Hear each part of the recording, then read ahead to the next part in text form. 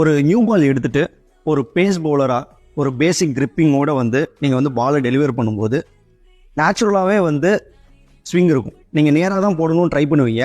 But 3 factors, ஒன்று வந்து Shine, இன்னொன்று விண்டு, இன்னொன்று வந்து ஓவர்காஸ்ட் கண்டிஷன்ஸ்.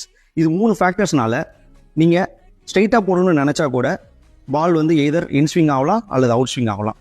இந்த 3 ஃபேக்டர்ஸையும் வந்து நம்ம எப்படி ஓவர் கம் பண்ணலாம் அப்படிங்கிறது இந்த வீடியோவில் பார்க்கலாம். நேச்சுரலாகவே வந்து உங்களுக்கு அவுட் ஸ்விங் ஆகுது, விண்டு ஃபேக்டர் இருக்கிறதுனால உங்களுக்கு பாலை வந்து இன்னும் வெளியே எடுத்துகிட்டு போயிட்டு எக்ஸ்ட்ராஸ் நிறையா போடுறீங்க அப்படின்னா பேசிக்காக நம்ம வந்து செய்யக்கூடிய விஷயம் வந்து சைட் சேஞ்ச்.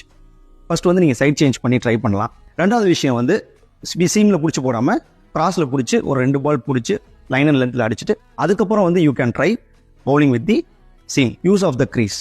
உங்களுக்கு நேச்சுரலாக ஃபுட் வந்து இப்படி போயிடுச்சு அப்படின்னா நீங்கள் பால் ரிலீஸ் பண்ணும்போது இன்டு த ஸ்டெம்ஸ் உங்களோட ரிஸ்ட்டை வந்து கொண்டு போனீங்க அப்படின்னா அவுட் ஸ்விங்கை வந்துட்டு கட் பண்ணலாம்.